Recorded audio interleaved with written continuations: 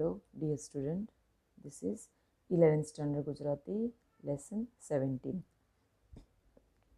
મારું ઘર એ ઉર્મી કાવ્ય છે. તમારા ટેક્સ્ટ બુકમાં પેજ 79. મારું ઘર કવિ છે રાજેન્દ્ર શાહ.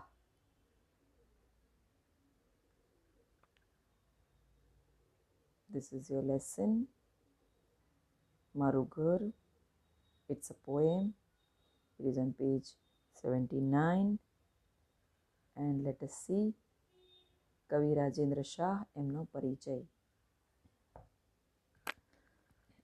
રાજેન્દ્ર કેશવલાલ શાહ રામ વૃંદાવનીનો જન્મ ખેડા જિલ્લાના કપડવંજમાં થયો હતો. તેઓ વ્યવસાય અર્થે વર્ષો સુધી મુંબઈમાં રહ્યા હતા. તેઓ અનુગાંધી યુગના આપણા અગ્રણી કવિ છે. ધ્વનિ આંદોલન, ઉદ્ગીતિ, શાંત કોલાહલ, ચિત્રણા, વિષાદને સાદ, ક્ષણ જે ચિરંતર, મધ્યમાં, દક્ષિણા, પત્રલેખા, પ્રસંગ સપ્તક, કિંજલિની, વિભાવન, દ્વાસુરપર્ણા, ચંદનભીની, અનામિકા, પંચપર્વા, નીલાજ, આરણ્યક, વિરહ માધુરી, સ્મૃતિ સંવેદના જેવા અનેક કાવ્ય સંગ્રહો એમણે આપ્યા છે. તેમના 16 કાવ્ય સંગ્રહોને સમાવીને સંકલિત કવિતા નામનો બૃહદ કાવ્ય સંગ્રહ પણ પ્રગટ થયો છે. ગ્રામજીવન અને પ્રકૃતિના પરિવેશનું આલેખન તેમની કવિતામાં રમણીય રીતે થયું છે. એમની કવિતાના વિષયોમાં મુખ્યત્વે પ્રભુપ્રેમ, પ્રકૃતિ, રહસ્યવાદ અને સાંપ્રત પરિસ્થિતિનું નિરૂપણ તેમજ ચિંતન પણ આધ્યાત્મ છે. તેમણે કેટલાક ઉત્તમ ગીતો અને સોનેટ આપીને ગુજરાતી કવિતાને સમૃદ્ધ કરી છે. એમની કવિતા પર કવિ રવિન્દ્રનાથનો પ્રભાવ જોવા મળે છે. આ આપણું ઉર્મી કાવ્ય છે. તેમણે બાળકોના કાવ્ય સંગ્રહો આપીને તે ઉપરાંત અનુવાદ, પદ્ય રૂપકો, કેટલીક વાર્તાઓ તેમજ એકાંકીઓ આપ્યા છે. પુરસ્કારોમાં તેમને કુમારચંદ્રક, રણજીત રામચંદ્રક, દિલ્હી સાહિત્ય અકાદમીનો એવોર્ડ મળ્યો છે. ભારતીય સાહિત્યમાં સર્વશ્રેષ્ઠ મનાતો 2001ના વર્ષનો ભારતીય જ્ઞાનપીઠ પુરસ્કાર પણ એમને એનાયત થયો હતો. કવિનો પરિચય હતો. એમણે આપણને મારું ઘર કવિતા અહીં આપી છે. મારું ઘર એ ઉર્મી કાવ્ય છે children. Let us go to the poem. કવિએ ગામમાં પ્રવેશતા દેખાતા પોતાના કાળ જૂના ઘરનું સુંદર વર્ણન કર્યું છે. પોતાના ગામમાં પ્રવેશ કરતા એમનું પોતાનું જૂનામાં જૂનું, ઘણા સમયનું જૂનું ઘર, તેનું સુંદર વર્ણન કર્યું છે. ઘરને જોતાં જ કવિને ભૂતકાળમાં સેવેલા સ્વપ્નો યાદ આવી જાય છે. ઘરની સ્મૃતિ સાથે ગામના વાતાવરણની સ્મૃતિ તાજી થાય છે. એની અંદર કવિનો વતન પ્રેમ જોવા મળે છે. તો મારું ઘર એમાં વતન પ્રેમની અનુભૂતિ આપણને થાય છે. જોઈએ પોએમ. ખુલ્લા આ ખેતરોની ઉગમણી ગમ જે દૂર દેખાય કુંજ. કુંજ શબ્દાર્થની અંદર આપેલું છે ચિલ્ડ્રન. યુ કેન સી ઝાડ અથવા વેલાના પાંદડાથી થયેલી ઘટા લતા મંડપ. કે ખુલ્લા ખેતરોની ઉગમણી ગમ જે દૂર દેખાય કુંજ. ઉગમણી ગમ એટલે પૂર્વ દિશા બાજુ. એમાં અશ્વત્થ ટોચે ફરકત ધ્વજ ત્યાં બાજુમાં લાલ નેવે. અશ્વત્થ ટોચે એટલે પીપળાના છેક ઉપરના ભાગે. પીપળાના છેક ઉપરના ભાગે એક ધ્વજ એટલે ફ્લેગ ફરકતો દેખાય છે. છાયેલું સ્વર્ણ તેજે અનુપમ, સુષ્માનો ધરી સાનધ્ય રંગ. જેની મેડીની બારી અહીં લગી નજરું ઢાળતી રે સનેહે. સનેહે એટલે સ્નેહે. સનેહે મીન્સ સ્નેહે. કે છાપરાના છેડા ઉપરના નળિયા જેમાંથી પાણી નીચે બહાર પડે તેવું પીપળાના ઝાડના ઉપરથી એક ધ્વજ ફરકતો દેખાય છે.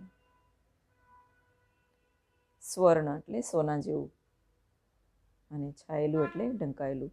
સુષ્માનો મિનિંગ આપ્યો છે અતિ સુંદરતા એટલે સૌંદર્ય. આ ખુલ્લા ખેતરોની પૂર્વ દિશાએ લતા મંડપ દેખાય. એમાં પીપળાના છેક ઉપરના ભાગે જે ધ્વજા ફરકે છે ત્યાં બાજુમાં લાલ નળિયા છાયેલું મારું ઘર છે, કવિ કહે છે. સાંજના સ્વર્ણ તેજે એટલે સોના જેવા પીળા પ્રકાશ. અનુપમ સૌંદર્ય એટલે અનુપમ સુષ્મા એટલે સુંદરતા, પુષ્કળ સુંદરતા ધરી જેની મેડીની બારી અહીં સુધી સ્નેહથી નજર ઢાળે છે. તે મેડી એટલે માળ પર ઉપરનું. મારું ઘણા સમયનું આ જૂનું ઘર છે, એ મારું જૂનું ઘર છે. તે મારું કાળ જૂનું ભવન, ભવન એટલે ઘર, નિખિલ આ કેન્દ્રથી વિસ્તરેલું. મારું આ જૂનામાં જૂનું ઘર, એ નિખિલ એટલે એવરીવેર. એની સર્વત્ર જ્યાં જ્યાં ગતિ મુજ તેહીં રેલાય છાયા અદીઠ. ક્ષેત્રે સંકલ્પ કેરા અગણિત કંઈ જે બીજ વેરેલ તેનું કવડેલું સ્વપ્ન જાણે અનિમિષ દગ માંડી નિહાળે વ્યતીત. એ સ્વપ્ન જાણે કે નિહાળી રહ્યું છે, મીન્સ કે જોઈ રહ્યું છે.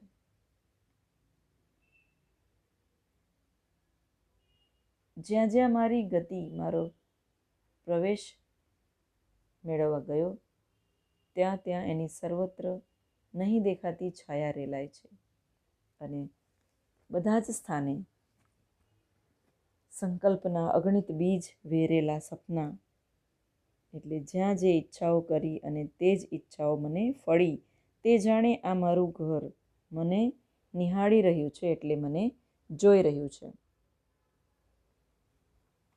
ને અહીં સૂર્ય, ઝંઝા, જલ, જીવ, વનના ફાલનો જે અનંત મેળો જામેલ, તેના ઋતુસમ રમતા નિત્ય કોલાહલેય એનો ગુંજન ઝીલું અરવ શ્રુતિ તણો અંતરે શાંતિ મંત્ર. જેના આનંદ છંદે મનમોજ અનુસંધાન મારે સદૈવ. હાવા ગોધુલી વેળા ધ્રુત ધ્રુત રવ દોણી ધરે દૂધ શેર ચાલો એ ઘેર ઘેલા પવનની અડતી અંગને ઠંડી લહેર. કે અહીં સૂર્યનો તડકો, ઝંઝા એટલે પવનના સુસવાટા, જીવ જળ એટલે માણસો પશુઓ, વનનો પાક, મેળો જામેલો તેના ઋતુ સમાન આ રમતા નિત્ય કોલાહલે ગુંજતા ઝીણા શાંત રવ એટલે અવાજનો શાંતિ મંત્ર હૃદયથી સાંભળીને ઝીલું છું. જેના અનુસંધાનમાં મારું મન સદાય આનંદના ગીત ગાય છે.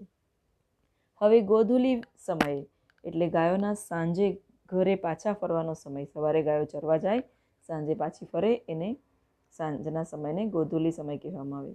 દૂધની શેરનો, દોણી એટલે દૂધ કાઢવામાં આવે છે ગાયોમાંથી, જે ગાયોના આંચળમાંથી, એ હાંડલી, દોણી એટલે હાંડલી, એક વાસણ. અવાજ ધરે ઉત્તરે દોહવાનો અવાજ આવે, ઉત્તાવળે દોહવાનો અવાજ આવે. ચાલો એ ઘેર ઘેલા પવનની ઠંડી લહેરે શરીરને અડતી હતી, ખુશનુમા હવાનો આનંદ મળતો હતો. તો સુંદર ગામડાનું વાતાવરણ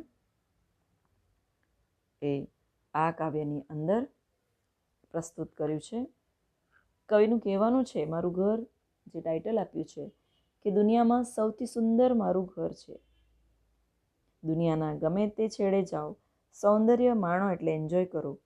તમે બધી જ સગવડો સુખ ભોગવો, પરંતુ પોતાનું ઘર જેવી નિરાંત ક્યાંય મળતી નથી. ધરતીનો છેડો ઘર, જ્યાં આપણને સુખ શાંતિ મળે, શાંતિથી બેસવા મળે, એ જ આપણું ઘર. કવિને વતનમાં કંઈ આલિશાન ઘર નથી. ખેતરોની વચ્ચે પ્રાકૃતિક વાતાવરણમાં આવેલું એક માળવાળું મકાન છે. કવિએ બાળપણ અહીં ત્યાં વિતાવેલું.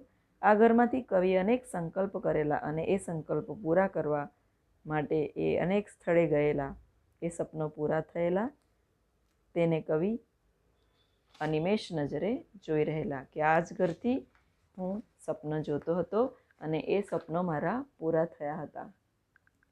કવિને ત્યાં ઋતુ પ્રમાણે થતા પાક, બદલાતું વાતાવરણ પણ યાદ આવે છે. તેમનું હૃદય તે શાંતિ મંત્રને માણે છે. કવિને સાંજના સમયે નું વાતાવરણ યાદ આવે છે. કવિના વતનમાં એ ઘેર જવાની ઈચ્છા થઈ આવે છે. એટલે જ કવિ કહે છે કે ચાલો એ ઘેર. આમ આ કાવ્યની અંદર કવિના જૂના ઘરનું, તેની આસપાસના વાતાવરણનું અને ઋતુ પ્રમાણે થતા ફેરફારનું, સાંજના સમયનું વર્ણન અને તેમના અંતરમાં ગુંજતો શાંતિ મંત્ર એ આ કવિતાની અંદર જોવા મળે છે.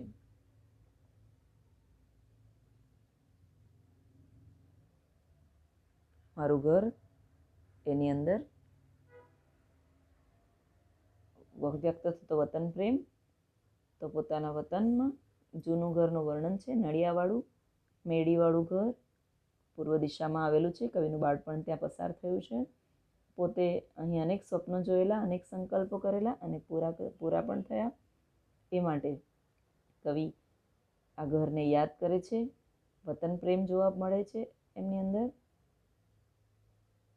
આમ કવિને પોતાના વતનની યાદ આવે છે એટલે કહે છે ચાલો ઘરે. ઘરની અંદર, પોતાના ઘરની અંદર શાંતિ અને આરામ મળે છે. તો ડિયર ચિલ્ડ્રન, મારું ઘર કવિતાના ક્વેશ્ચન્સ તમે લખજો. નિરંજન ભગતનું ઘર તમે કોને કહો છો એ કવિતા મેળવીને વાંચજો. કે મેં તમને કીધું એમ ઘર કોને કહેવાય છે કે જ્યાં સુખ અને શાંતિથી બેસવા મળે. તમે હારેલા થાકેલા, કામ કરીને આવેલા એવી પરિસ્થિતિમાં જ્યારે પહોંચો છો ઘરે, ત્યારે તમને ત્યાં શાંતિ અને હાશ એમ મળે છે. તેને આપણે ઘર કહીએ એવું કવિ નિરંજન ભગતની કવિતાની અંદર વર્ણવેલું હતું. પરંતુ અહીં મારું ઘર. તો ક્વેશ્ચન આન્સર્સ તમે લખજો. પેજ 80 પર ક્વેશ્ચન આન્સર્સ આપેલા છે, એ તમારે લખવાના છે. Thank you children.